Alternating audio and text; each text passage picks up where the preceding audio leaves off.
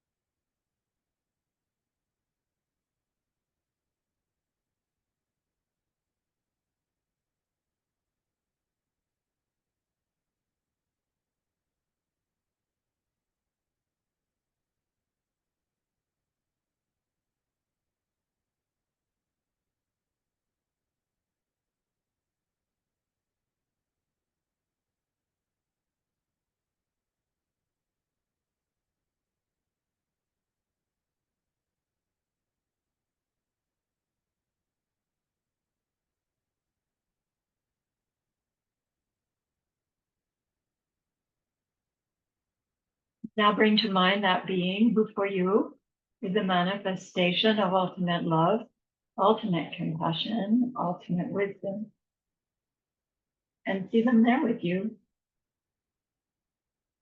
gazing at you with their unconditional love for you, smiling at you with their holy great compassion,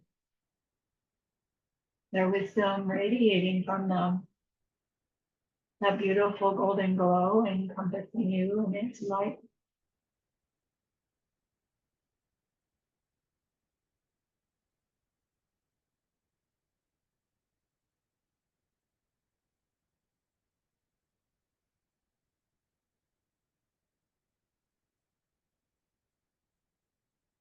And then we hear them say, bring to mind someone you know who's hurting in some way.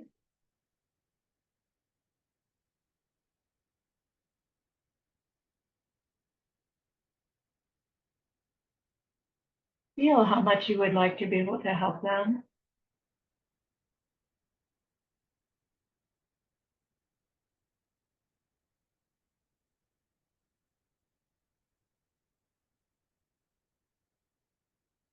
Recognize all the worldly ways we try fall short.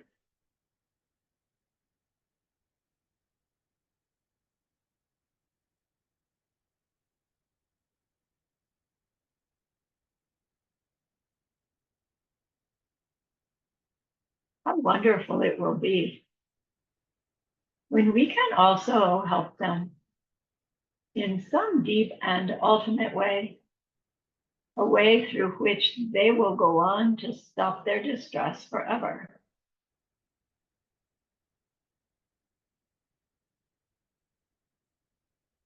We're learning that that is possible.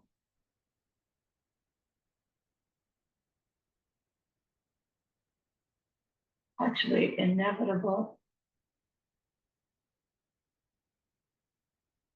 So I invite you to grow that wish into a longing.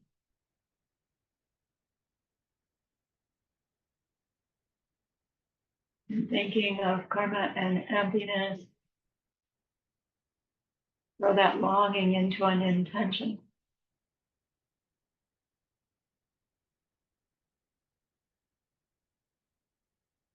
And with that intention, turn your mind back to your precious holy being.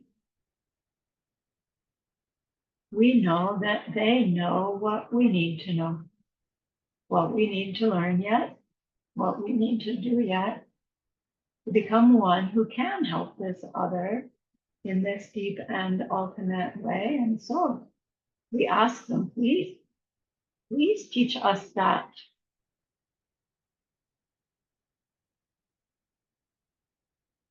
And they're so happy that we've asked. Of course, they agree. Our gratitude arises. We want to offer them something exquisite. And so we think of the perfect world. They are teaching us how to create. We imagine we can hold it in our hands, and we offer it to them, following it with our promise to practice what they teach us, using our refuge prayer to make the promise. Here is the great earth, filled with fragrant incense and covered with a blanket of flowers.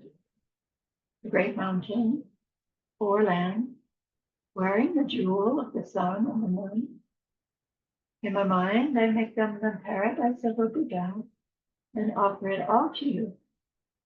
By this deed, may every living being experience the pure world. Idam Guru Ratna Mandala Nirya Salam. Go for refuge until I am enlightened to the Buddha, the Dharma, and the highest community. Through the merit that I do in sharing this path and rock, may we reach Buddhahood for the sake of every living being. I go for refuge until I am enlightened to the Buddha, the Dharma, and the highest community. Through the merit that I do in sharing this path and rock, may we reach Buddhahood for the sake of every living being. I go for refuge until I am enlightened to the Buddha, the Dharma, and the highest community. Through the merit that I do in sharing this class and the rest, may all beings reach their total awakening for the benefit of every single other.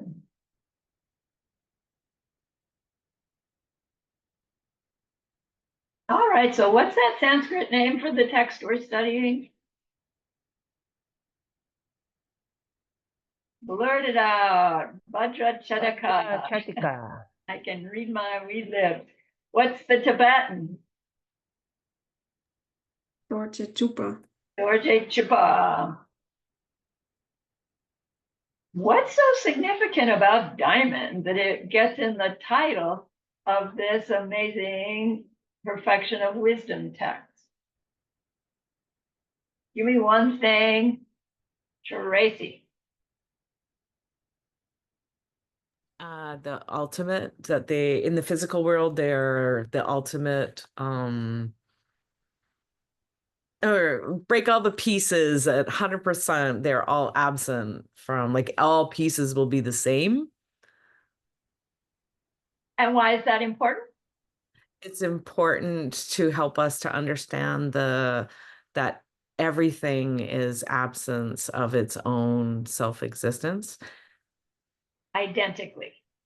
Identically, 100% absent of their own nature. And like a pure diamond smashed into pieces, every piece is identically pure to the original. Got it?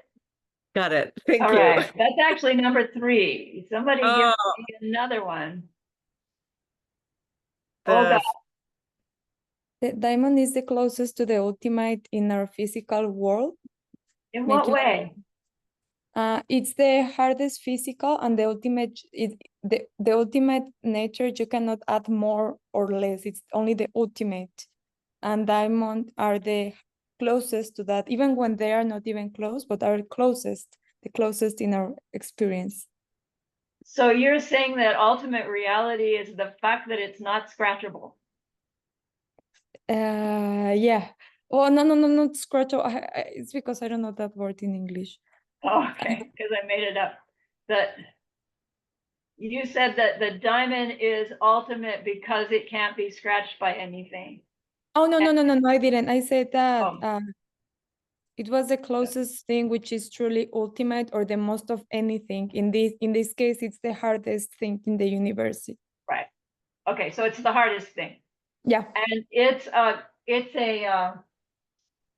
good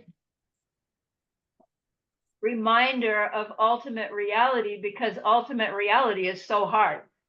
No, it's because it's the most pure and ultimate thing to reach. All right, I'll take that. Ultimate reality is, yeah, I agree, Luisa. It is hard to perceive. Yeah. Yeah. Yeah.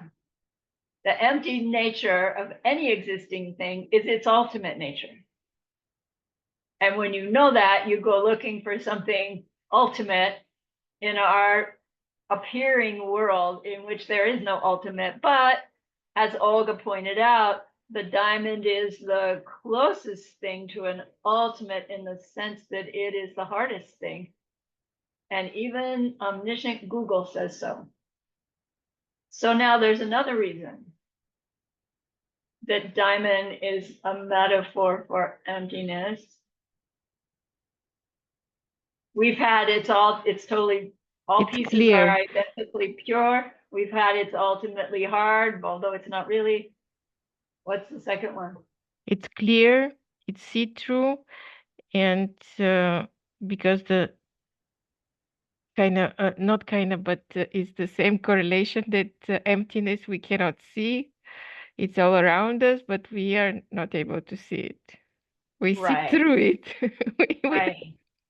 Right. Every object has its emptiness, but because we're seeing the object, we don't see the emptiness.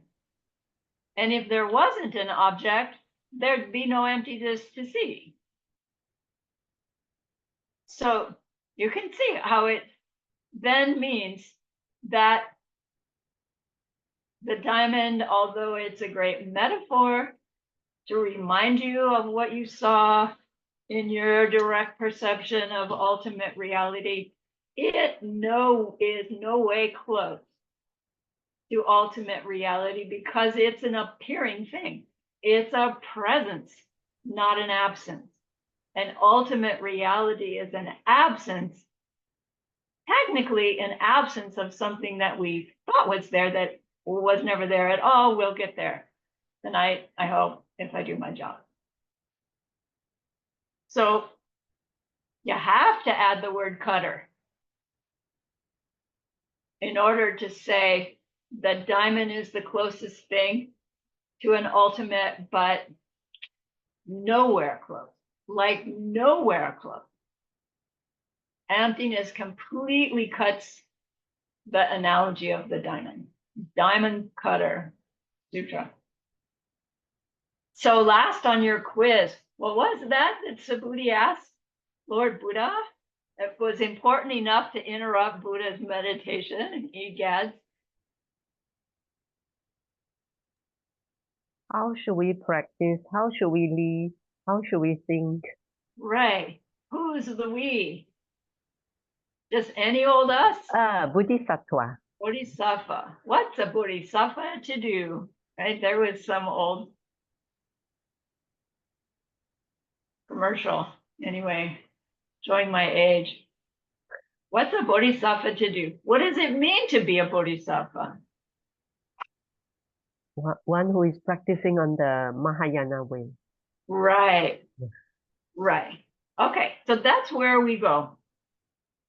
Subhuti has asked the big question of Lord Buddha, and Lord Buddha gives his answer, and the answer is the sutra. So he says, great question, Subhuti.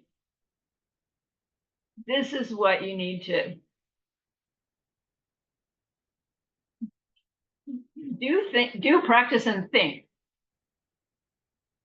Think of every living being, meaning every suffering being. And he says, think of all these suffering beings, every single one. Think of what we call a living being, a suffering being. So it's a little funny, and it's a clue. Pay attention in the sutra, in the reading, because it's going to say things like, if a bodhisattva believes this, this, and this, can we call them a bodhisattva? Or da da da da da, and that's why we can call it this and this and this. And so it's a clue to think differently. We say, oh, Venerable Sumati is my husband. We call him my husband because he is my husband. But here, when it says we call them a sentient being, it's a clue that the only way they're getting the name sentient being is because their nature is empty and we're putting on the label. And it never actually says that. It just keeps saying, think of all living beings, what we call living beings. All those living beings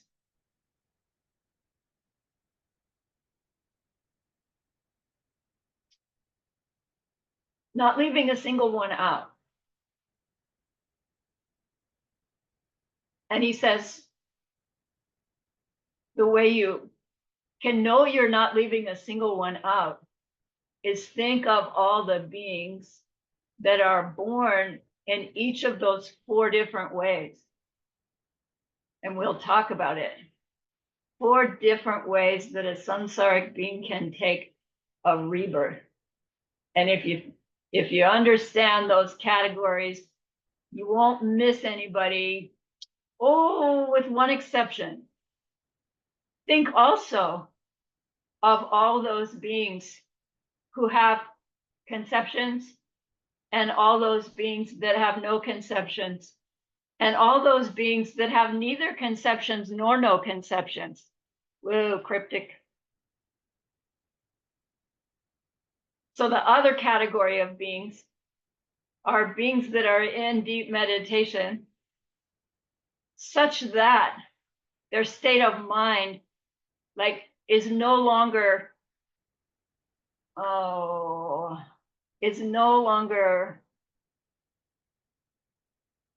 projecting being a being in any one of those, from any one of those 4 births. Right? When they come out of their meditation, they will be that again. But in their meditation, they're in such a deep meditation.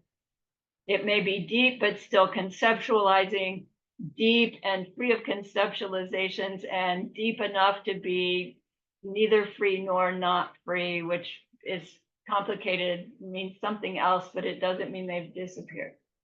So Lord Buddha, in this very first opening answer about those 3 questions, has said, these are all the kinds of existing suffering beings there are.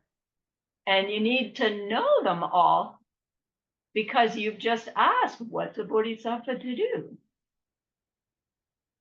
And a bodhisattva, by definition, a Mahayana bodhisattva, what it means to be that is that you have developed and are developing this state of mind that says, I want to reach my total Buddhahood so that I can free every single existing being from their suffering, not leaving a single one out. We've heard it before, right? Well, what if you thought the only existing beings that there were to free was modern humans and animals? All kinds of animals. It's like, would that be a lot of beings? Yeah, a lot. But an omniscient being happens to know from direct experience that there are hell realm beings existing, and there are hungry ghost realm beings existing, and there are jealous God and what's the pleasure beings existing, and there's beings in the bardo, and there's beings in the form realm, and there's beings in the formless realm, and they are all suffering. Form and formless realm are not in the desire realm, but they are still perpetuating samsara with their misunderstanding of where things come from. Form and formless realm are doing it on a really subtle level, but they're still doing it. Suffering. So if we don't know about all existing beings, then our wish to save all existing beings is just hollow, right? So Buddha tells us, first off, all those beings that we call beings, think of them. Think of the ones that are born from a womb. We'll get to that in a minute.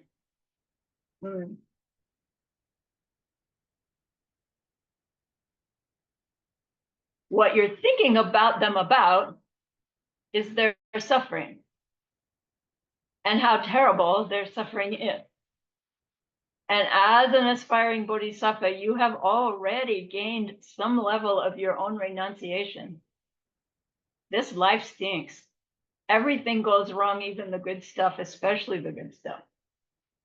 I don't like it. I want it to be something different. We find somebody who says it can be different, right? You're just mistaken. And then when we like really get that, wow, I could get free of all that suffering. Yeah. Some immediately think, well, what about my grandma? Can she get free of suffering? Yes. What about my dog? Yes. What about, right? All of them can be free of suffering. That's half the picture. Is to grow this renunciation so big that it's turned on to every existing being, whether we know them or not, even just to know of them. They take a piece of our heart. And we care about their suffering, and we decide, I'm going to do something about it. So first, think of all those beings we call suffering beings. And then what you think about them is, I want to stop their suffering. I will be responsible for stopping their suffering. Can you stop somebody else's suffering? No. What do we have to do ourselves in order to become the one who can help them stop their own suffering? We have to become Buddha. We have to become omniscient. Like right now, it popped in my head, experientially omniscient, meaning we made all the mistakes. We finally, it's like, oh man, I can fix this. We took personal responsibility for our own ignorance that created all the seeds that makes me see or hear of beings that are suffering. And we've decided, I'm done with it. I'm going to reach my total Buddhahood so that I can be the one that will help them stop their suffering forever. In the sutra, Lord Buddha uses the word nirvana. What's the bodhisattva to do? Bodhisattva, you think of every existing being, every being we call an existing being. Those that are born from a blah, blah, blah, I'll get there. And those with conceptualizations, those that not blah, blah, blah. And you grow the wish to bring them to total nirvana. All right, here meaning total Buddhahood. Nirvana meaning freedom from suffering. And then in the same paragraph, he goes, and you know what? When you manage to bring all those suffering beings to total nirvana, there will be no beings whatsoever that have been brought to total nirvana. Get it? And it's like, no. What? And then he changes the subject. And he's going to keep doing this to us. He's going to give us this like bomb. Sorry to use that word. He's going to give us that confusing insight. And then he's going to change the subject. And then he's going to come back to it again and give us another confusing insight. And then change the subject. And part of the sutra is about getting this connection between what he changes to from what he was on. So all those suffering beings that we've decided, I'm going to be the one that stops their suffering. When I bring them all to the end of their suffering, there will be no being whatsoever who was brought to their end of their suffering. Why can we say that? How can we say that? Because is there any being in your world that exists independent of your experience of them? No. And if we're thinking that the beings that we will personally teach how to stop their suffering are going to learn and change and then be beings independent of our projection when they're in nirvana, that we're mistaken. The beings that will be nirvana-sized, a word that Geshe Michael made up, I think, will be the beings we see as beings now in nirvana. Can we perceive a being in or out of nirvana independent of our perceiving them the way that we do? No.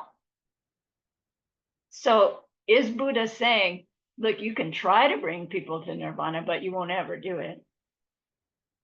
No, he's not saying that. He's saying those self-existent beings that you want to bring to nirvana, none of those will you bring to nirvana. Why? There's no such thing as a self-existent suffering being. So we need to talk about what that means. Like, what? I am definitely a suffering being. Am I a self-existent suffering being? Yes, I'm in me from me, suffering, but not the way I think. Right? Same for all of us. Same for all those that we see in our world. But it's a heavy load because, you know, the ramification is, you mean every single suffering is coming out of my seeds? Yeah, sorry, right? Yeah. But then the ramification is we can do something about it.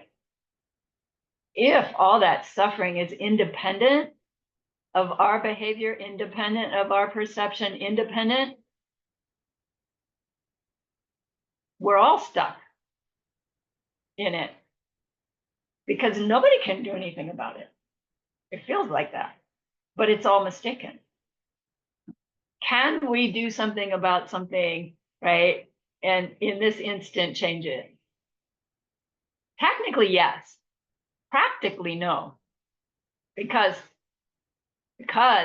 of our eons of misperception, it takes time for a newly planted seed to bubble along until it comes across the threshold. But even that gap can shorten over time. All right. So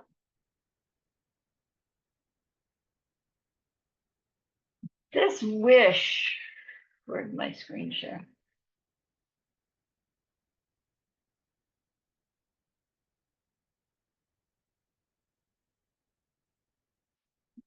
Bigger.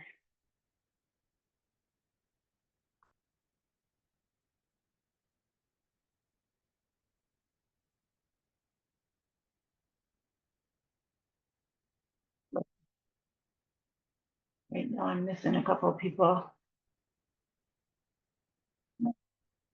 Okay.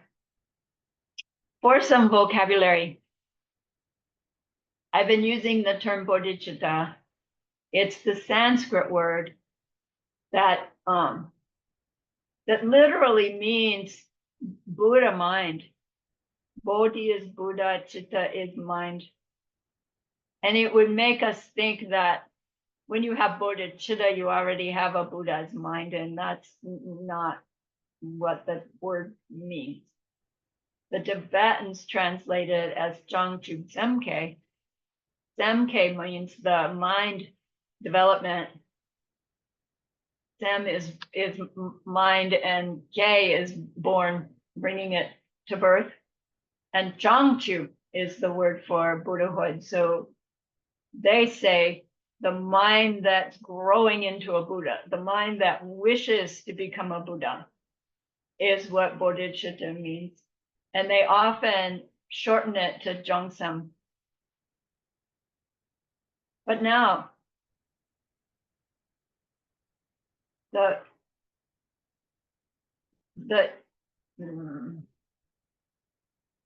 term bodhicitta, in the sense of growing the mind that wants to reach Buddha. How do I describe this? There are 3 levels of use of the term bodhicitta. 2 of those levels are used by practitioners of the lesser vehicle, the Hinayana way.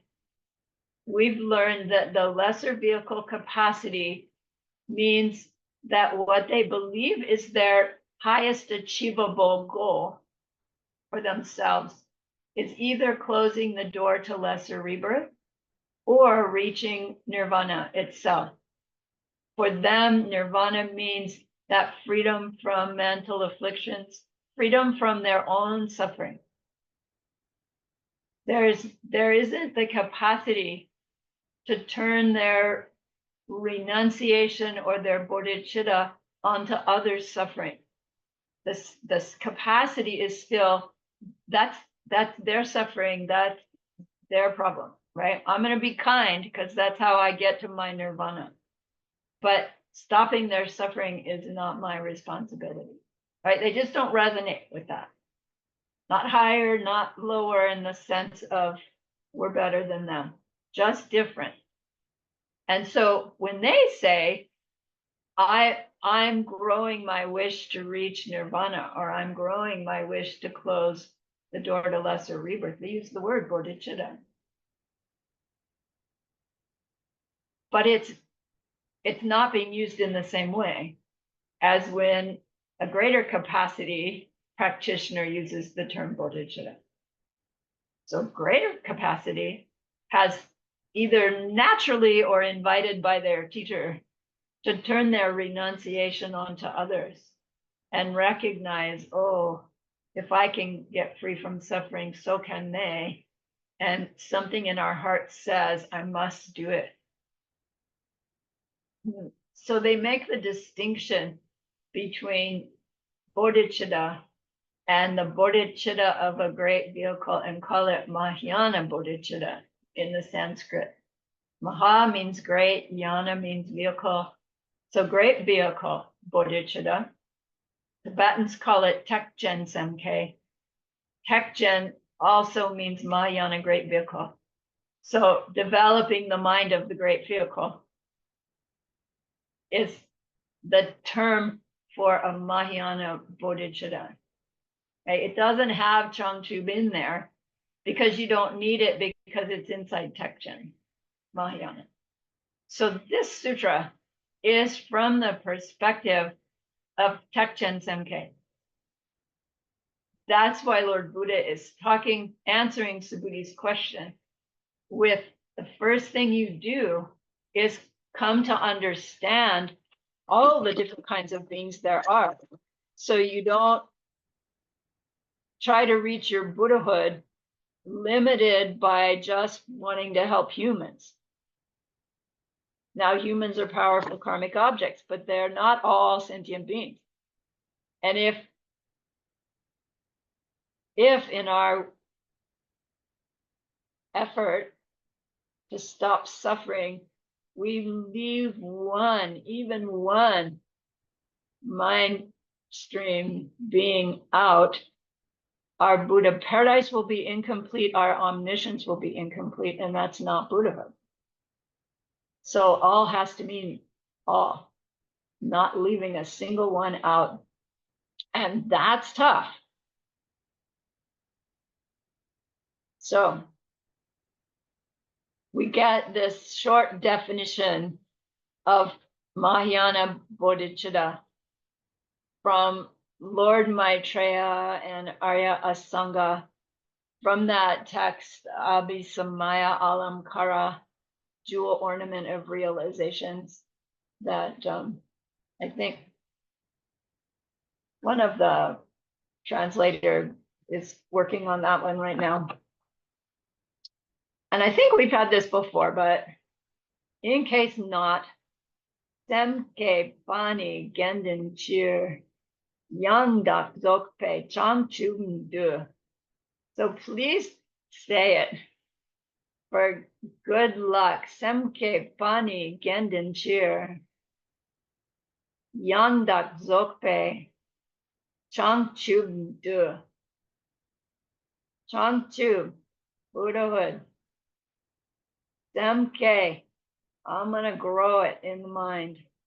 The whole thing means I want to reach my total Buddhahood for the sake of all sentient beings. It has those two factors, requires having those two parts. The highest thing that we can do for anybody is to work to reach our own Buddhahood, with the motivation of doing so being so that we can help everybody get there. Can you feel the bigness of it? We're aspiring to the highest thing a mind can aspire to for the benefit of the most beings. It takes those two bigs, really big, to infuse the mind with enough power to change our mistaken view. Semke Pani, what's Mahayana Bodhicitta in Tibetan? Semke Pani Gendin Chir, Yang Dak Lokpe, Chang Chun Du. The N here, it's a prenasal du, and so I just put the N in there, even though it shouldn't be there. It should just be an apostrophe. All right, so you with me? So Buddha has said, what's a bodhisattva to do? Think of all sentient beings, all those suffering beings, all those beings we call a suffering being, and have the wish to bring them all to nirvana. Total nirvana, it says.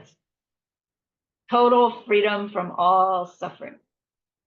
And when you manage to achieve your goal, there will be nobody who reached their total nirvana. Technically, not even you. If you are thinking of you and them as being independently existing beings. So, what does he mean by all those different beings? The different beings born from the 4 different kinds of ways. Make sure I'm not missing something here.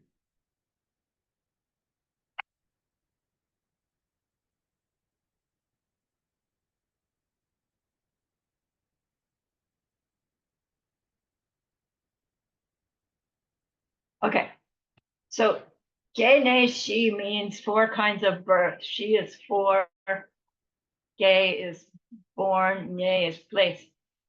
4 different places you're born, not meaning, Kansas, Alabama, but meaning ways that we're born. The first one he mentions is Gongke, which means a sentient being born from an egg. So birds, reptiles, fish, technically mosquitoes, anything born from an egg. Nyelke. Nyel is womb. Any being, sentient being born from a womb. So mammals, humans, of course, mammals, guppies, certain kinds of snakes. I don't know, get into National Geographic and find out. Ask the omniscient Google what beings are born from a womb. They still qualify as suffering beings. Drew Sherley Kepa. Drew Sherley Kepa. Drew Sherley means warmth and moisture. Beings born from warmth and moisture.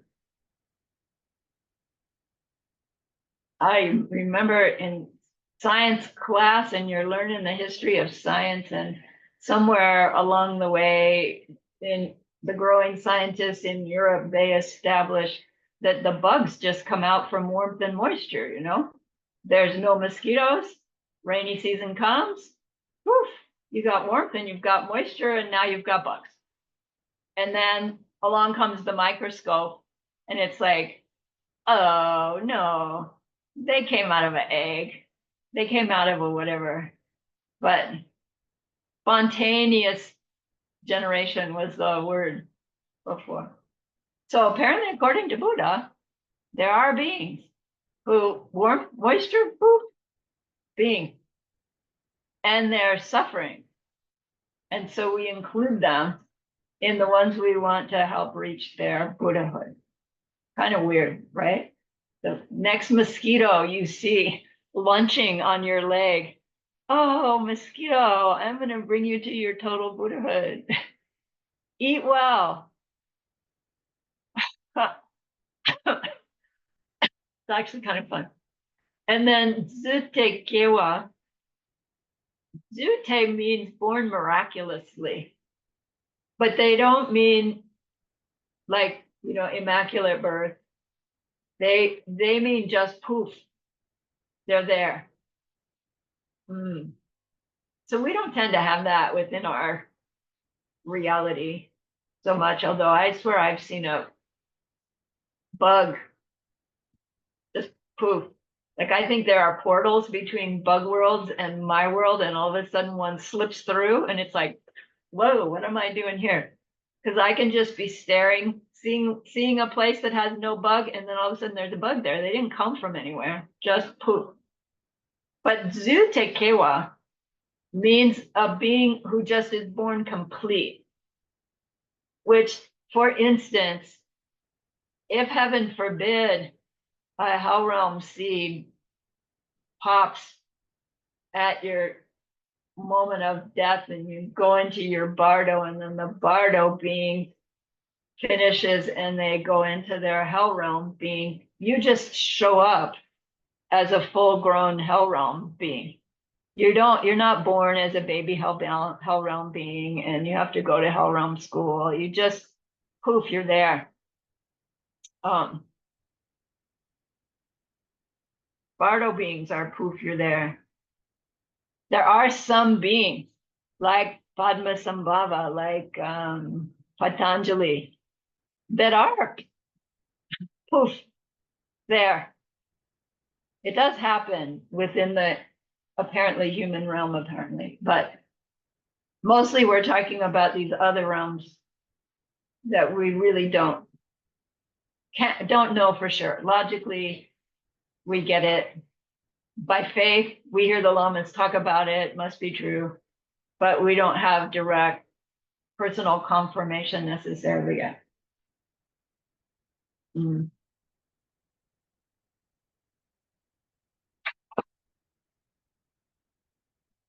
Then he does talk indirectly about the form and formless realm beings, pointing out that those beings also suffer from the three kinds of suffering in much more subtle ways than we do in the desire realm, but they still have the three suffering. So what are the three suffering? I think we've studied it before, but so here's a review. The dunya ki dunya, let me turn this down a little bit.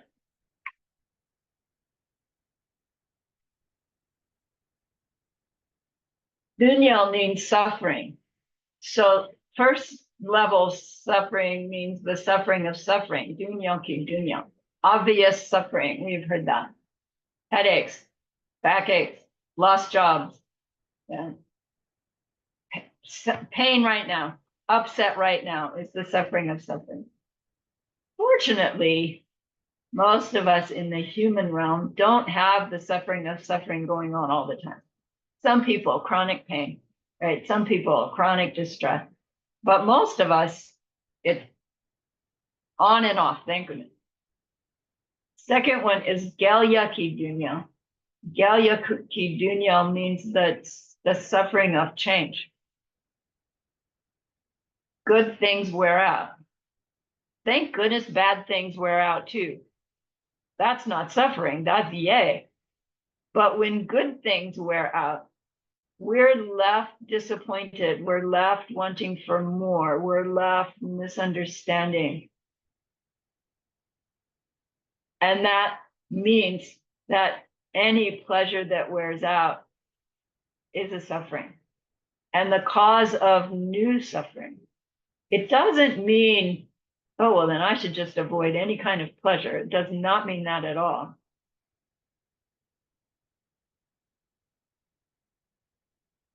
It's the misunderstanding that pleasures will change. That is the suffering from it. If you fully expect your pleasure to change, when it does, you don't go, oh man, right? You just, that's what happened. Then the third one, Kyeba dunya, also called Dujeki dunya. Kyeba and Dujeki means covers all. They call it pervasive suffering. It seems like the more subtle of the three dunyas, but it is going on all the time. That's why they call it pervasive. And there are many different levels of understanding it. Primarily, it's the fact that with every moment of existence, we're using up our lifetime. We're using up our goodness. We're using up our badness too. But from the instant that we're conceived in this life, we are already in the process of losing this life, of dying in this life. It's not really accurate to say, but you could think like you're this lifetime, seed ripens and gets you there, and it's only got like a finite number of seeds inside it. It isn't correct, but just to get the idea that we're using it up as we go. And there's really technically nothing we can do to add to it, right? As our wisdom grows, we'll understand better. But we're aging, dying from the instant we're conceived, technically. And that's this pervasive suffering, because then for an ignorant being, we'll be forced into another round, whether it's human or not, right? So that whole process that we call the cycle of life is this pervasive suffering, and within it, it's obvious suffering and suffering of change, and we're never free of any of it, technically, until we have the direct perception of emptiness, and then you get like 10 or 20 minutes free, and then you're back in it again. And every being's got this going on. The mosquito, your cat,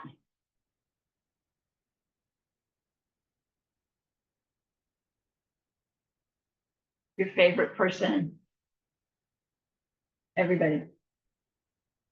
And when we like get glimpses of, man, it's all a big mistake, because it's all driven by believing that things have their natures, they exist independent of me. You know, what I do to try to get or avoid is supposed to work to get or avoid. We're just also mistaken that we're perpetuating these three as we struggle against them. But as we get this glimpse, it's like, oh, it's just a big mistake. Technically, it's just my big mistake. Then we get this glimpse. It's like, well, you know, can I do something different? Right? What do I have to do? Hey, Lama, you know, just tell me what I have to do in order to help all these beings get free from this big mess. Getting free from the big mess, we call helping them, bringing them to nirvana. Nirvana is Nyangen Le, there's that prenasal ndepa. Nyangen Le ndepa. Again, we've learned it before. The state of nirvana is that state in which all mental afflictions and seeds for more have been damaged. So one cannot experience suffering when the mind has reached this state of nirvana side, nirvana, the purity called nirvana. Can you still have a flat tire on your car? Yeah. Can your boss still yell at you? Yeah. Will your reaction be that nail in the tire? No. Will it be that yucky boss? There they go again. No. Right? The reaction will probably be, okay, right? Well, we'll deal with this. No suffering. But it's not that when you reach nirvana, that state of mind of nirvana, that all of a sudden your body, changes into a beautiful blonde. It's not that all of a sudden your headaches go away. It's your state of mind with which you react to all of those things in your world changes. And we can have pain and not suffer. That's the state of nirvana. How do we reach the state of nirvana? We learned it before from the definition. Freedom from mental afflictions and seeds for more due to the individual analysis. Remember? And the individual analysis is code for seeing emptiness directly and then applying ourselves to what we now know to be true, to burn off our misunderstanding, our seeing things as coming at us, to plant seeds for no more of that mistake. And it takes time to burn off our ignorance, plant enough new, not ignorant, to get to the point where we are actually experiencing our world as coming out of our seed. It's that state of mind that then is free of those mental afflictions. Who can you be upset with if you see your flat tire coming out of your own mind? Like, may your own mind shape-shifting information into me with flat tire right now. You can't even blame the nail when you see where it's really, what's really happening. And so you don't have this upset. That's nirvana. Is that Buddhahood? No. Right? That's personal freedom from any upset. Will you reach that as a Buddha? Yes, you'll reach it on the way. But for someone whose mind, whose heart is imbued with bodhicitta, when they have their direct perception of emptiness experience for the first time, the conveyor belt that they land on coming out of that experience is their conveyor belt to their full Buddhahood, not to nirvana. If going in to your direct perception of emptiness, your mind heart is imbued with nirvana is the highest thing someone can achieve, then your conveyor belt is on your way to your nirvana. And then Mahayanists will say, that's not to be discounted. But either somewhere along the way, or once you reach nirvana, at some point you'll go, hey, what about everybody else? And then there's debate what happens after that. Do you have to start all over with new renunciation, or do you start back on Bhumi 1, trying to grow your compassion? We'll address that future courses. What is it we're trying to bring all those beings that we are calling suffering beings to? We're trying to bring them to this nirvana or better, right? Technically, all the way to Buddhahood, but in this early part of the sutra, Lord Buddha is saying, bring them to nirvana. Sort of like they'll get the rest of the way themselves, though that's not quite true. So what do you have to do to reach nirvana?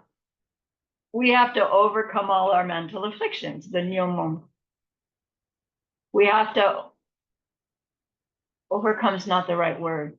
We need to deal with all our ignorantly made karmas, and we get to stop all suffering. So these three, nyomon, mental afflictions, ignorant liking, ignorant disliking, ignorance itself, pride, stinginess, jealousy, coveting, competitiveness, blame, the list goes on and on. Bringing those all to an end. How we do it is by cleaning up our karma. And in doing so, cleaning up our karma, that's how the dunya stops. That's how the suffering will come to a stop. In order to clean up our mental afflictions by cleaning up our karma, in order to stop our suffering, we have to directly experience the fact that there's nothing we can experience that's not our own result of our own past action. That's tompani. That's emptiness. When we perceive emptiness directly, what we're perceiving directly is that there is nothing that's not our own karmic seed. Right? Tompani. Emptiness. We tend to hear, oh, emptiness, and we think, I don't know, I know at some point I was thinking, okay, there's this big blanket of clear emptiness, and everything comes out of it, pushed by my karma, like I'm outside of it too. And then my karmic seeds ripen and it shows up in this mirror, right? Like emptiness is a big mirror, and then my karma shows up, and then there's the thing. And then it's like, no, that can't be, because when we talk about emptiness, it can only be the emptiness of something. There is no just emptiness. Although they use the term that way a lot, and it always throws me a bit. So when we're trying to establish emptiness, tompani, we have to, in order to get there, we have to establish what we think is there that's missing. Because that's what reveals to us that the emptiness. Right? You can't just go drill into something and find its emptiness. Because there is no emptiness existing like that. The emptiness is the absence of something that we think is here, that in fact isn't what we believe it is. So we have to work at finding what we think it is, and then showing ourselves whether or not that's possible. So what we think is there, that's not actually there, is termed the gakcha. Let's not do that. Here it is, gakcha. Geshe-la always says the gakcha is what emptiness is empty of. That phrase drives me crazy. I can't understand it. What emptiness is empty of? So, I rework it and rework it and rework it until I've got something that works for me, but Geshe-la is Geshe-la. He means it, right? So then I always make myself come back to the Gaksha is what emptiness is empty of. Ugh. So let's take a break and we'll dig into the Gaksha. Stop share. Pause recording.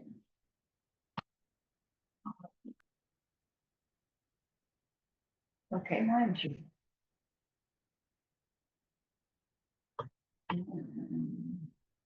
There's screen again.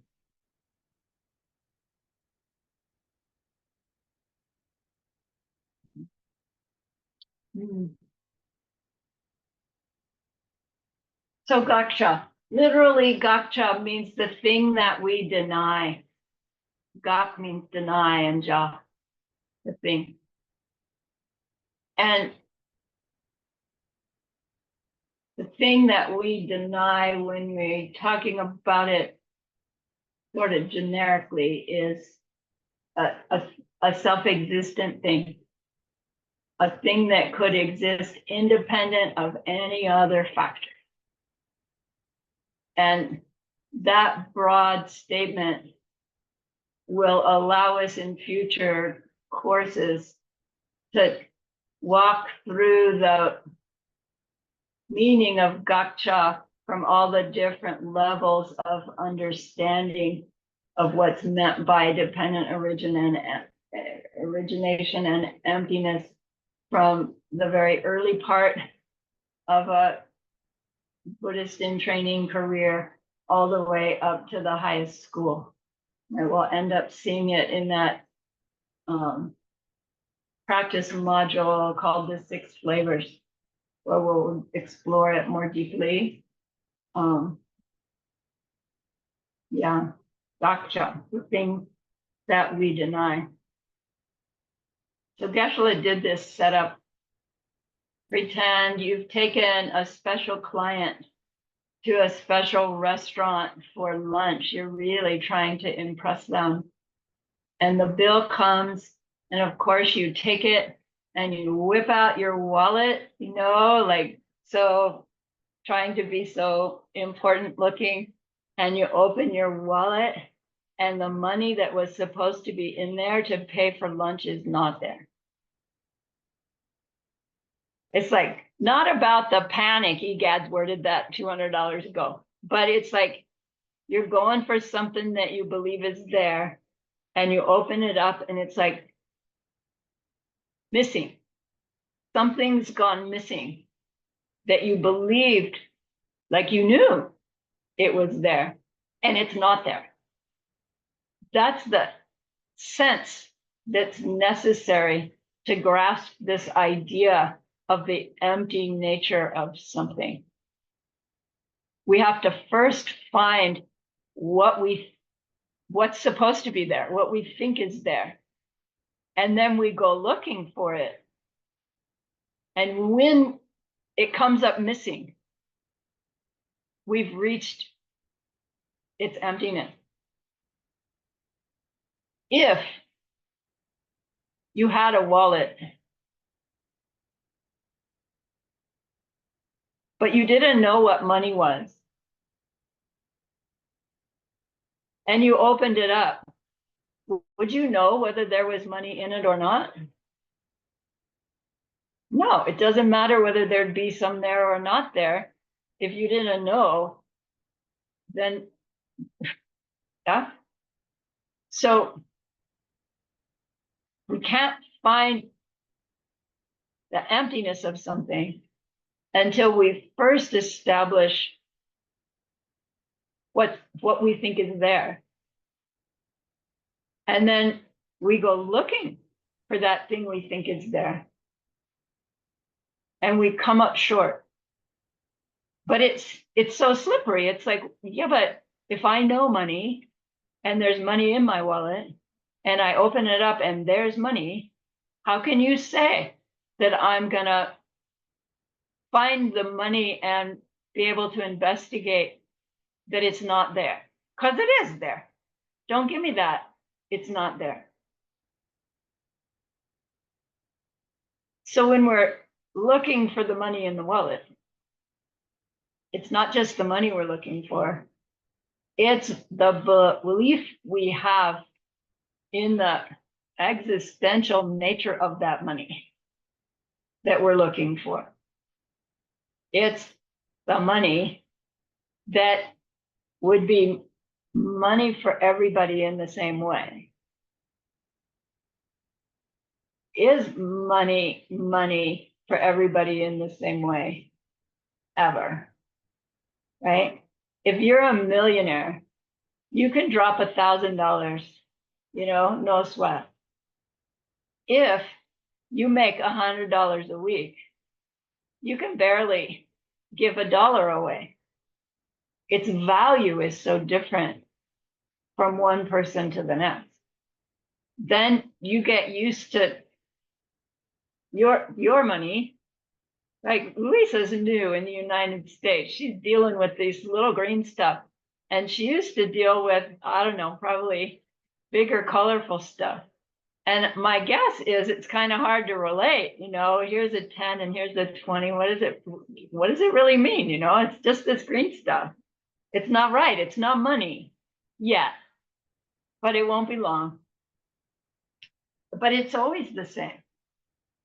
So the nuance is to go looking for what we think is there, to see if it's really there like that. So identifying the gotcha becomes pretty important. A thing that could exist independent of any other factor. Do we actually believe that? No, I'm going to say no. Because we all know everything has to have a cause. Everything has to have parts. Everything depends on something else. But what's missing in that understanding of the gotcha? Do we have this automatic, oh, everything depends on the way I perceive it? Does that ever occur to us? Not likely without having been invited to look at things that way. And that's why we argue with other people.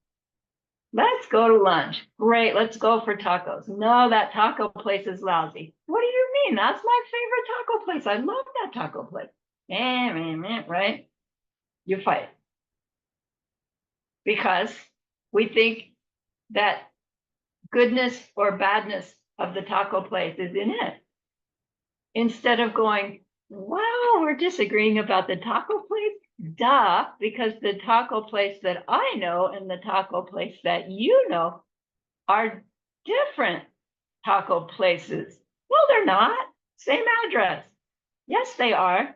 Different experience, right? We don't do that even when we're supposed to be training to do that. We just get on automatic pilot. Everybody sees it the same way as me because they're human. All right, dog, different story. But so in highest school, the gotcha that we're looking for is a thing that could exist independent of our own experience of it, our own projection of it.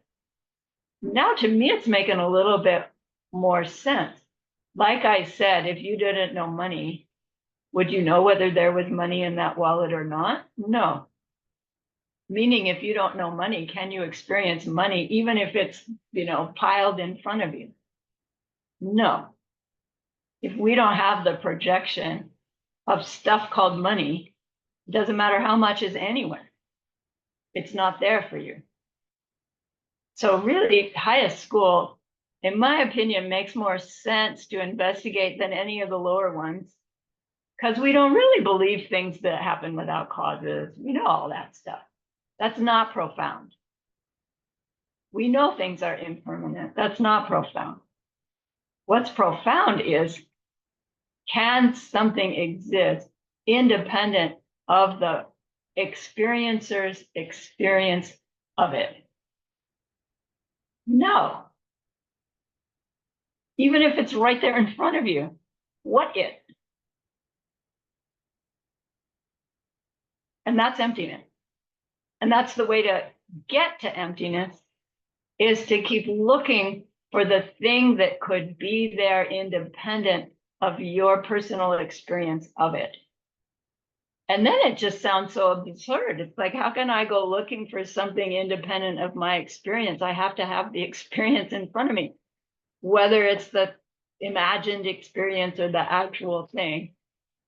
I can't explore something's nature of its own without it being there for me to think about. And then it being there for me to think about is my ripening experience. And there isn't anything that can exist, I want to say, for you, for the individual, that exists in any other way than that. It takes the double negative. The money, I know it's supposed to be in the wallet. I open it up, it's not in the wallet. That's a version of the emptiness of the wallet, right? The money's not there. It gives us the feeling. But what we're looking for is a yelling boss that I can blame for my discomfort at being yelled at, who's yelling at me independent of my own seeds ripening, making me have this experience, them yelling at me. Right? Remove that, like the money got removed from the wallet. The boss doesn't disappear. The yelling is still happening. The displeasure is still happening. But the blaming them for that displeasure is gone when we really are experiencing it as our seeds ripening. Right? The extent to which we do that is the practice that we train ourselves in. At first, it's 2 hours later, oh, whoops. Right? And then gets a little faster and a little faster until someday we're in the midst of the yelling. And it's like, wow, look at this. My seed's ripening. You know, and I imagine one would have a really perplexed look on their face. And it would probably make the boss even madder. But, right, it's a milestone to get to that point. All right. Gotcha, gotcha.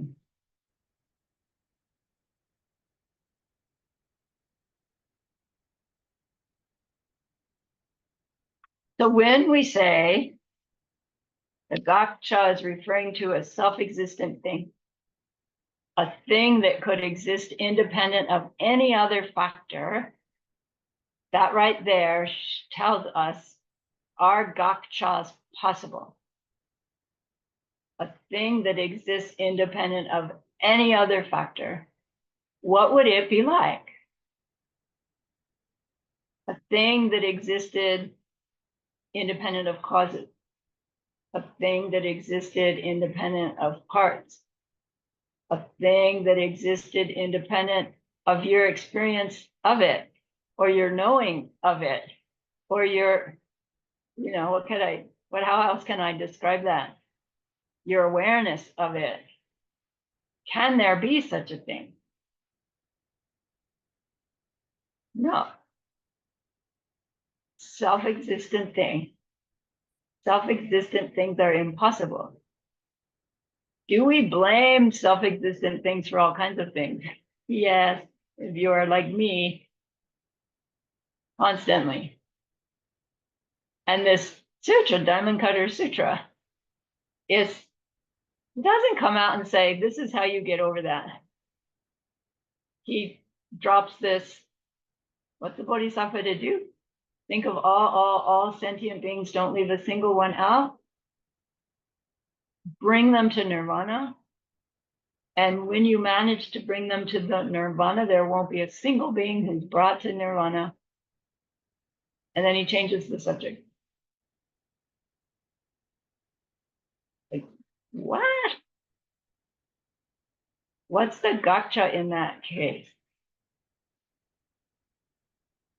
A self-existent being, a being that exists independent of your projections, that you are bringing to nirvana, in which they are a being in nirvana independent of your projection.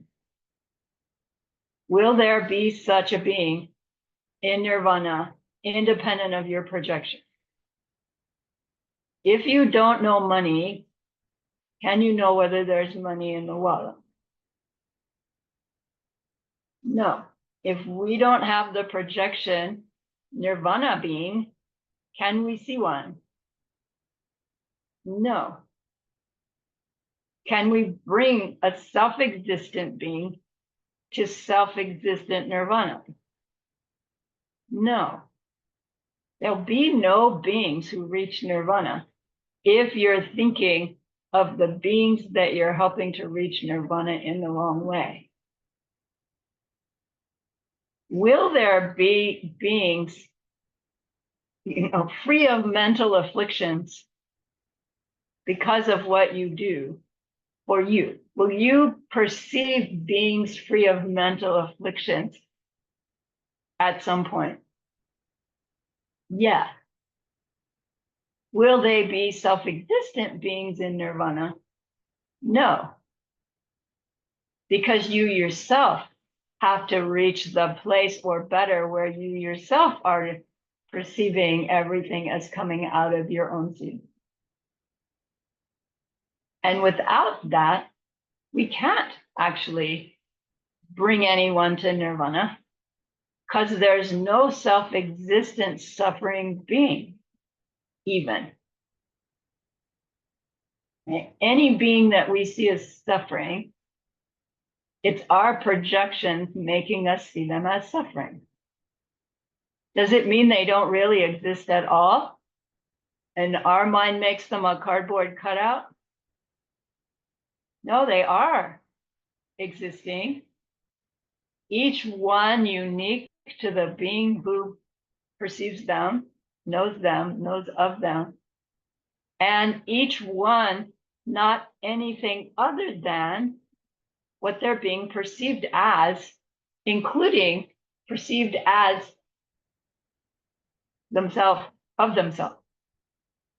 Right? Same process is going on with who I think I am. It's my projections going. Each one of you, for me, is unique to me. Ignorantly, I believe that there's something about you that's independent of my projections of you. And as long as I have that coloring my experience with you, it blocks my ability to bring you to nirvana, to change my seeds such that I see you as beings incapable of having mental affliction. So will we bring beings to nirvana?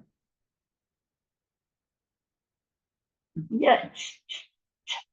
Technically, no. Will we make seeds to see beings around us free of suffering in nirvana? Yeah. And that's the only way we can do it, is if we understand those suffering beings lack self-nature. Not meaning they don't exist. They very well do exist. And each one unique to the way each one of us perceives them. So whose mental afflictions need to go? Right? Whose ignorance needs to go? Right. How do we get rid of that stuff? By interacting with other beings, right? By planting seeds. So we need those other beings.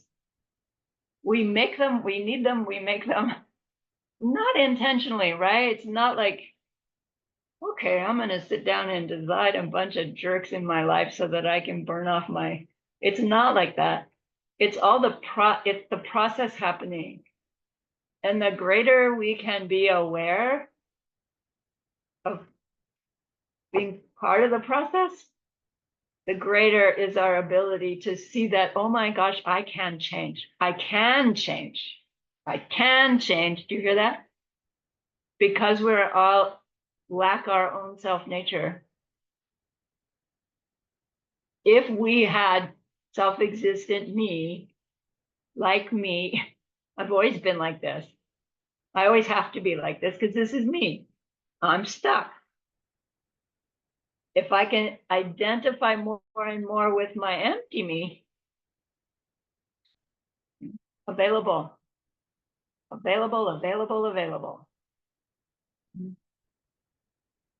So let me make sure I'm not missing some one of your homework.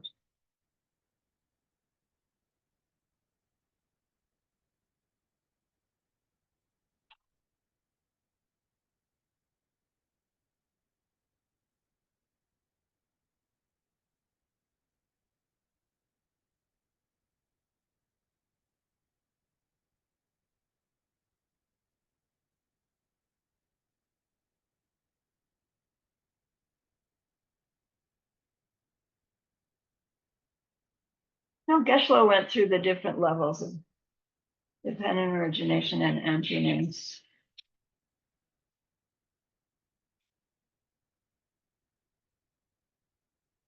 Yeah.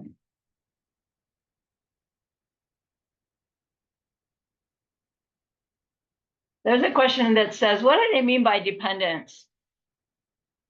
Things exist independence upon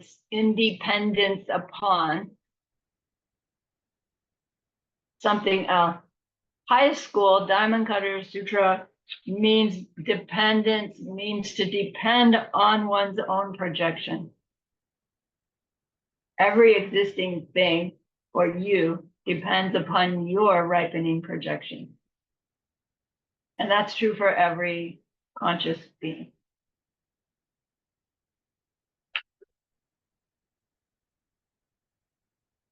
So the gaksha that would then be something that exists without depending upon the experiencer's projection.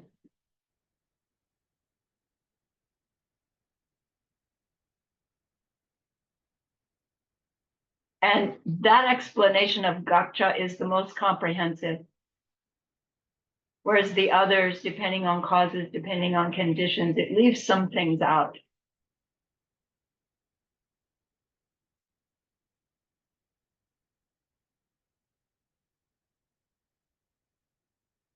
So if the gaksha, the self-existent thing, would be a thing that it could exist independent of projections, what does it mean? What do projections mean?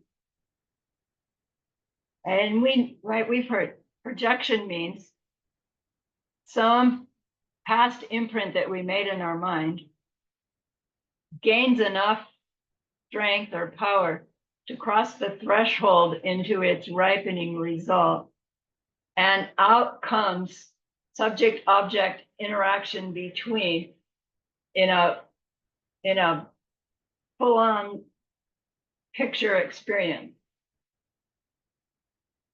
And our ignorance makes us mistake that full-on picture experience as subject me, object out there, interaction between us coming from them, not my projection.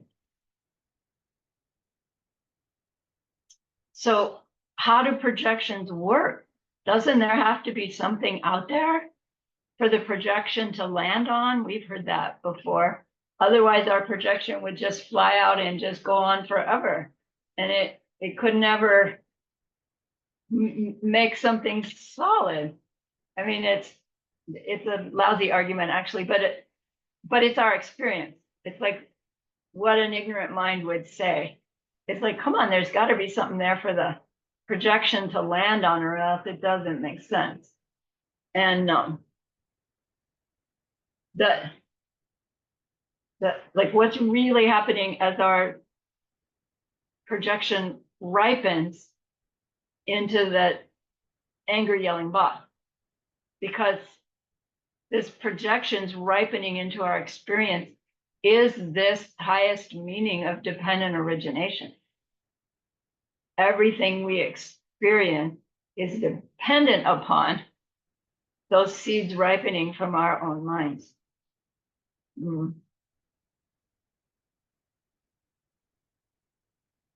So they try to describe what's occurring as we have an experience going on.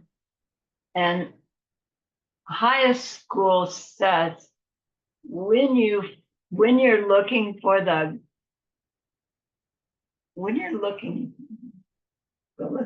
thing that gets the label, you'll never find it. When you're looking for the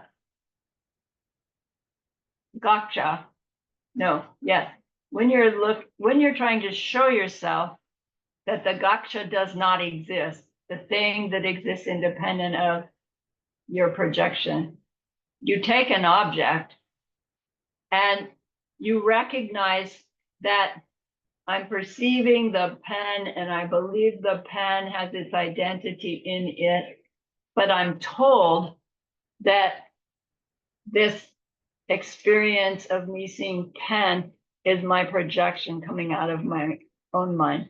So how does that actually work?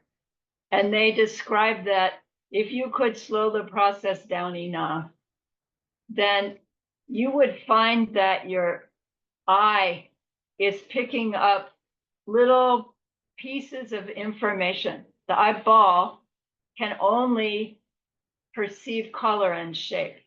So black and whatever you would call that, long, narrow.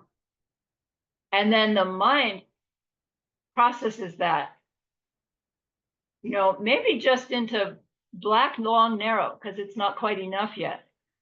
And then tip, a little ballpoint thing here. And then it's like that all by itself isn't enough. This all by itself isn't enough. This all by itself isn't enough. But the mind's taken this information and suddenly it goes pen. And once it goes pen, then what's here is a complete full-on pen. Your mind sees all it, right? Literally, can you see the front of the pen? No, you can't. I'm looking at the front of the pen. You're looking at the back of the pen, right? No. But does your mind know that there's a front, a back, and up and down, there's ink inside? Right, we think we know. Because our mental image of this object is full, it's complete, it's the whole thing. But can we perceive a whole thing? Ever? No. So the fact that we believe we're perceiving a whole thing has to be coming from our mind, right? Because the pen can't be doing it for us, because we can only see the back, because I'm seeing the front. We can only pick up a part at a time. But can you write with the part of a pen? No, you need the whole pen for it to function. The functioning of the pen is another part of the karmic seed ripening. And we know that because have you ever picked up what you thought was a pen and then it didn't write? Yes. And we just go, duh, it's out of ink, and we throw it away. But really, it's proof that there's no pen in the pen. Because if the pen was in the pen, in it, from it, could it ever run out of ink? Not if it was my experience that it ran out of ink. It has to come from me. So could a pen that exists in it, from it, can I ever write with it? No, because for me to write with it, would have to depend on me picking it up and writing with it.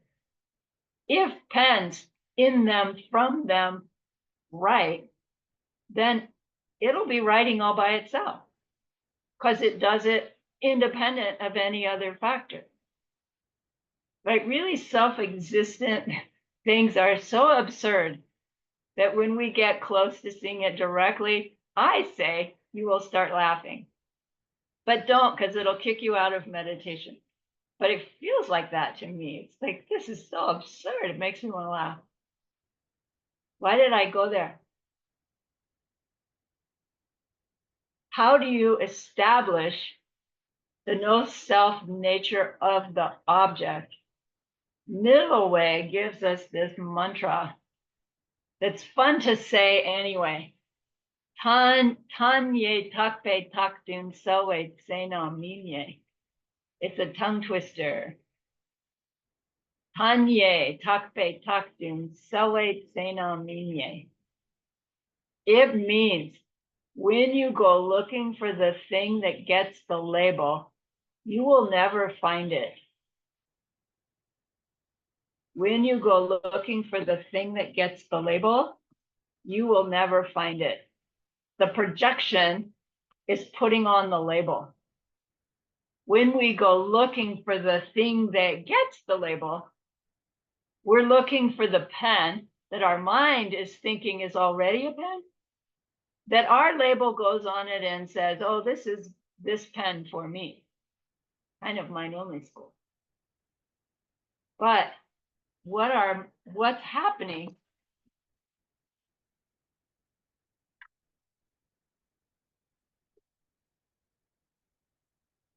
Let's see.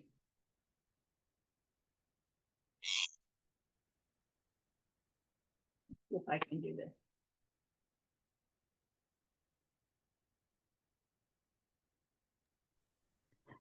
If you can remove the screen share so we can see your screen bigger.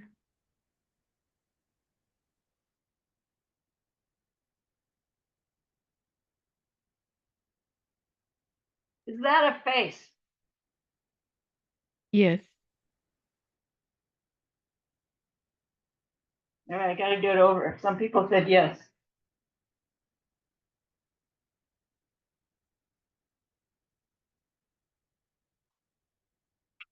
Is that a face? No. But all that information, right?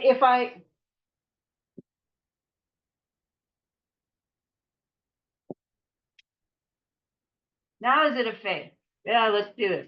Think. There. Now I have a full face.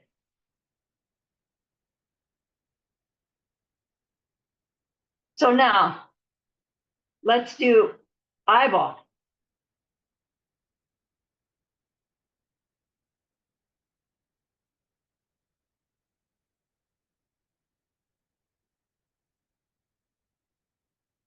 Is that eyeball? No. But rearrange it.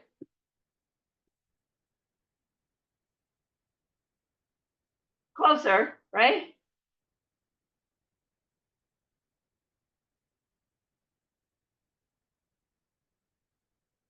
Not yet. Right? What if we do this? No.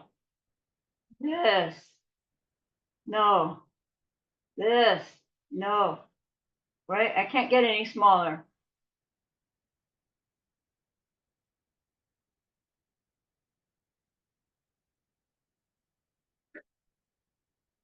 Get rid of that one.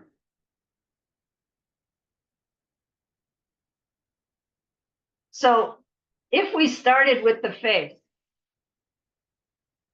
and we're going to look at the different aspects of the face to find out when does the face get defined. First we look at one eyeball. Does that define the face? No. What about the nose? Does that define the face? No. Mouth? No. You have to put it all together. And then you get face, right? Picasso liked to do this.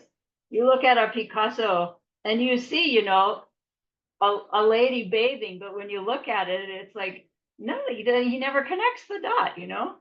It's pieces all over the place. Well, then, so we knew here's an eye, you put it together, you can come up with faith. But what if we take this apart? Where does the eye come from that makes up the face? Our mind is doing a similar thing. It's taking information, this curve, and this curve, and this black dot, and putting it all together, and it comes up with eyeball.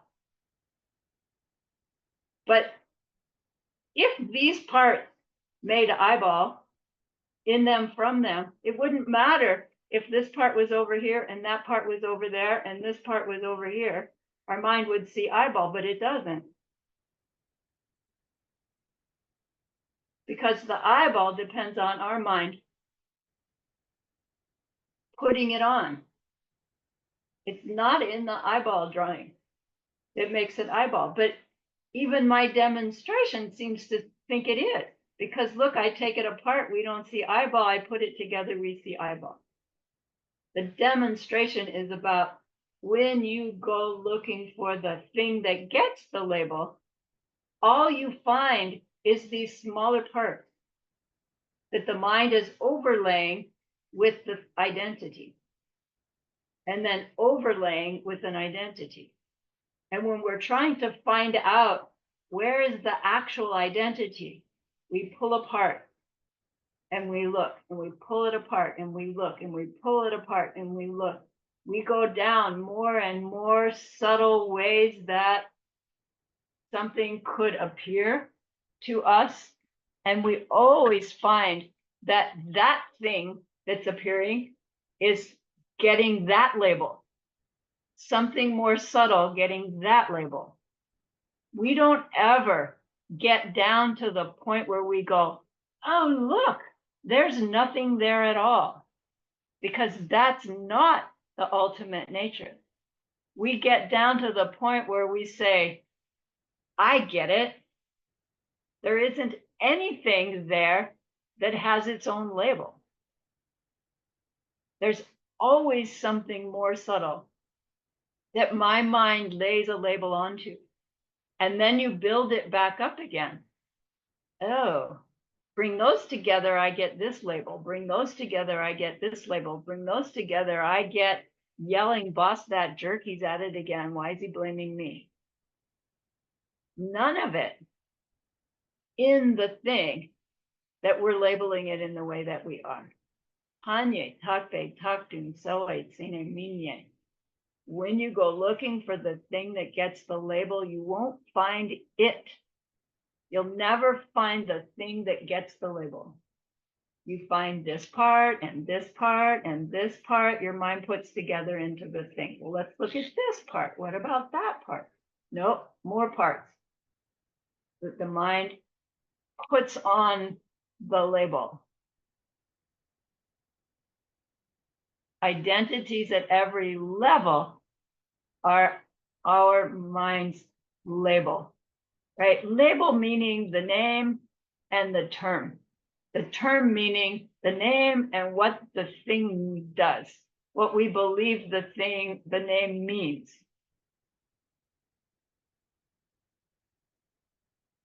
A gotcha is something that we believe has an identity in it, which would mean we should be able to find it when we go looking for it. But when we go looking for the thing that gets our label, we won't ever find it. We find something more subtle, getting another ripening label. Every label is a karmic seed ripening. Technically, subject-object interaction between every seed. But we're not aware that this process is what our mind is doing constantly. And so we are constantly mistaking the things that we interact with as having their identities in them, because we planted the seeds for them with that mistake. So the seeds have to ripen with that mistake. And then that causes us to blame, good things and bad things. And it causes us to expect that what we do to get or avoid to work.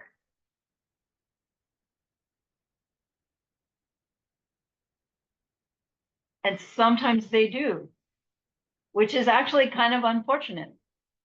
Because if you're turning your key in the car never worked, how many times would you bother doing it before you go, something else is going on here?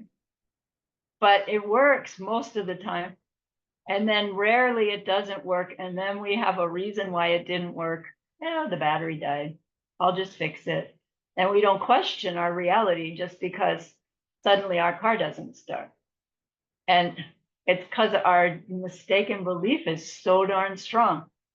We don't question when things don't work the way we expect. And yet it happens. It does happen often enough that if we were alert and aware, we would wake up a little faster, I think.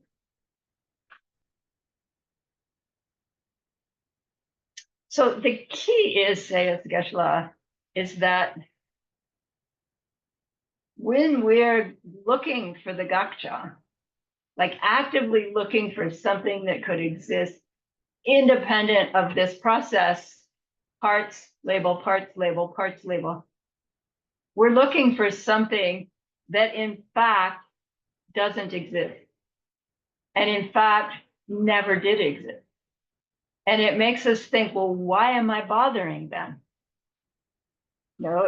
If I said, oh my gosh, you need to go figure out whether there's a full-size two-headed purple elephant in your room right now, would you get up and go looking in all the closets? No, right? Like you could honestly say, Johnny, no worries. There's no such thing in my house because it doesn't exist. If I had said, oh my gosh, there's a foot-long rat in your house, would you get up and go looking for it? Yes, because it's like, who wants a foot-long rat in your house, But the foot-long rat self-existently in your house is no different than the two-headed purple elephant. And doesn't that feel weird? Because it's like, yeah, but there really could be a foot-long rat in my house. And if that's true, I want to find it, right? And make a pet out of it. And there just can't be a two-headed purple elephant because there's no such thing. But then technically, there's no such thing as the foot-long rat in your house that's not coming from you either. So just because there could be one in our existence versus there can't be one as the purple two-headed elephant because they don't exist in our existence, they're not any different. They're both projection. Our projected reality does not include two-headed purple elephants, but it does seem to include foot-long rat. But they're still projection and nothing but. The projection of something that can't actually exist, and the projection of something that we believe can exist, and then when we believe it exists, all of a sudden it's like self-existent foot-long rat. Whereas we would never make that mistake with a two-headed purple elephant. Okay.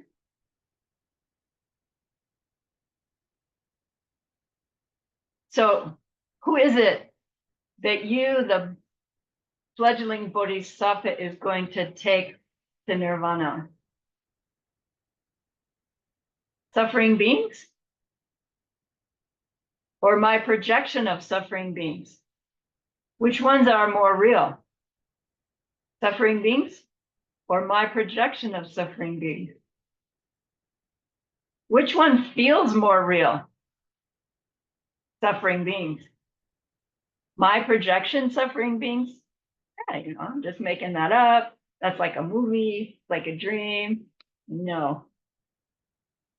Right? And that's what Diamond Cutter Sutra is trying to get us to, is this deeper healing when we say, my projection suffering beings, they become more real than suffering beings.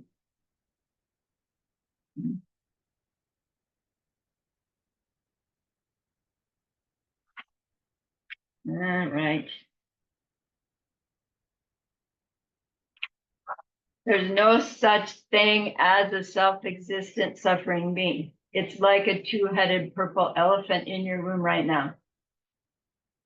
Not just not there, but impossible. A self-existent person, a self-existent being, a being that exists independent of your projection is impossible. It feels weird, doesn't it? There's zillions of beings I don't know. Does that mean they don't exist? No, I know of them. That makes them exist for me. Do I know each one personally? No. Will I someday? Yes. It's so slippery. It really is.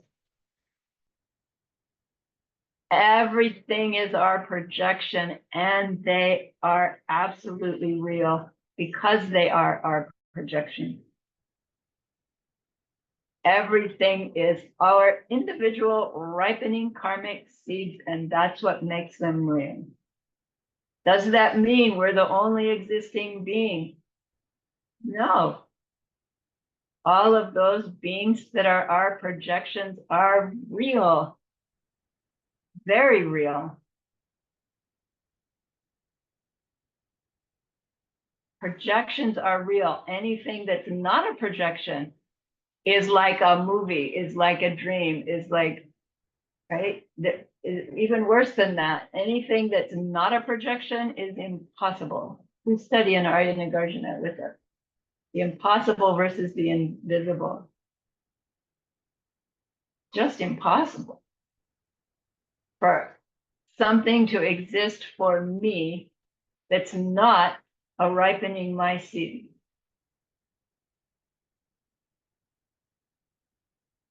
Okay. So emptiness does not mean nothing exists. Emptiness does not mean nothing matters.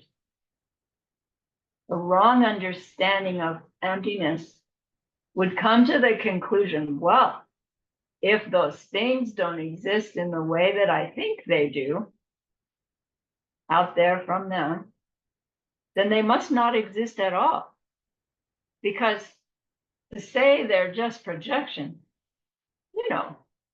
you see a movie and nothing in the movie actually happened like that. That's what projections would be like. So then it wouldn't really matter what I do, what I don't do. If everything's empty, my behavior doesn't matter. And Geshe would tell this story. I'm hoping that a made up example, not by Geshe, but by somebody, that said there were Buddhists finishing their Buddhist retreat at some place, and one lady was checking out, and as she was checking out, her suitcase popped open and there were hotel towels in it. And she goes, well, everything's empty, so it doesn't really matter. And Geshe says it's just poison, absolute poison. To misunderstand emptiness and think that it just means that nothing matters. It's so mistaken, because nothing is anything but our projection. We make our future projections by way of what we think, say, and do towards others. All of a sudden, ethical behavior is critical if we want happiness. Right? And that's where everything starts out. Everybody just wants happiness. Everybody wants to avoid suffering. Let's figure out where it really comes from.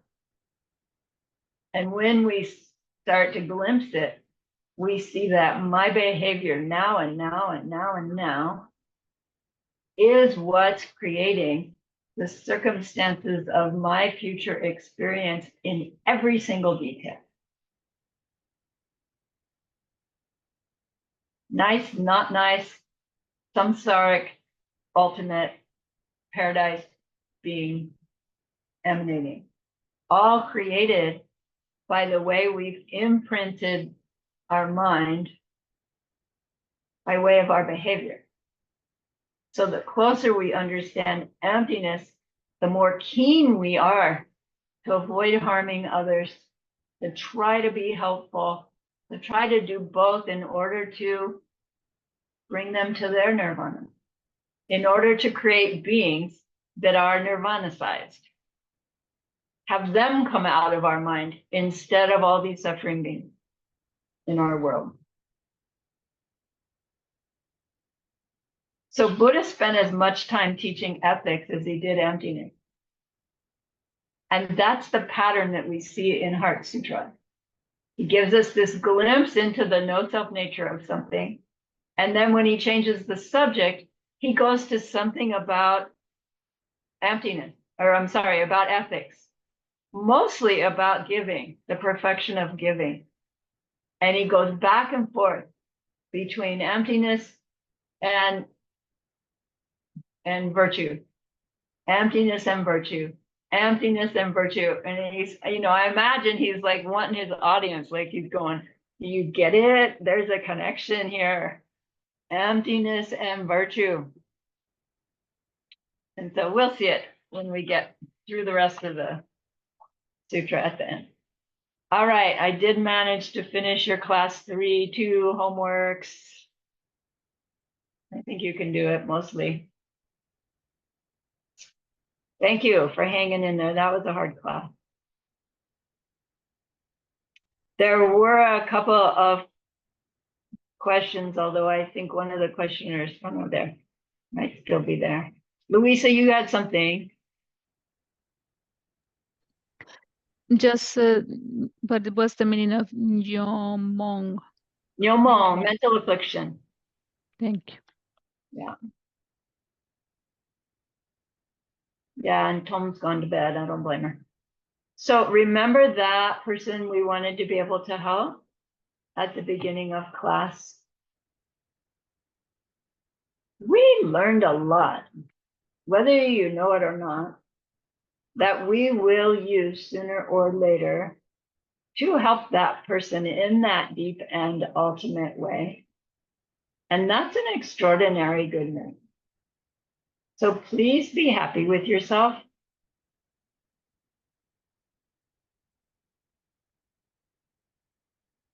Think of this goodness like a beautiful glowing gemstone that you can hold in your hands.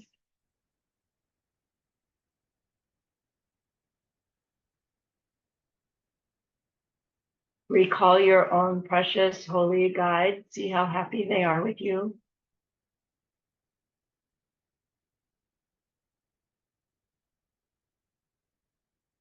Throw your gratitude to them.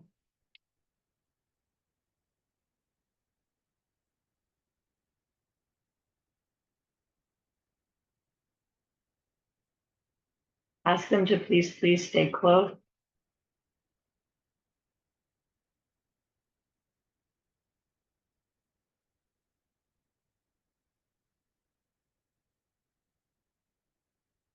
Ask them to continue to teach you and guide you and inspire you.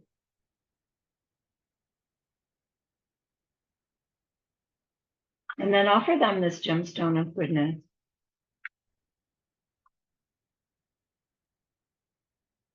See them accept it and bless it. And they carry it with them right back into your heart.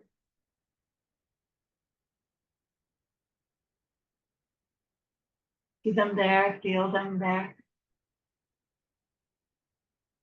Their love, their compassion, their wisdom. It's there for you. It feels so good, we want to keep it forever. And so we know to share it by the power of the goodness that we've just done. May all beings complete the collection of merit and wisdom, and thus gain the two ultimate bodies that merit and wisdom may. So use those 3 long exhales to share this goodness with that one person, to share it with everyone you love,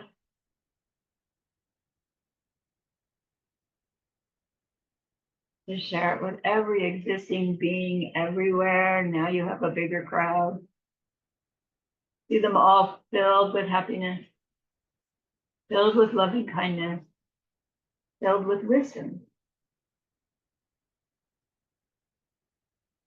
And may it be so.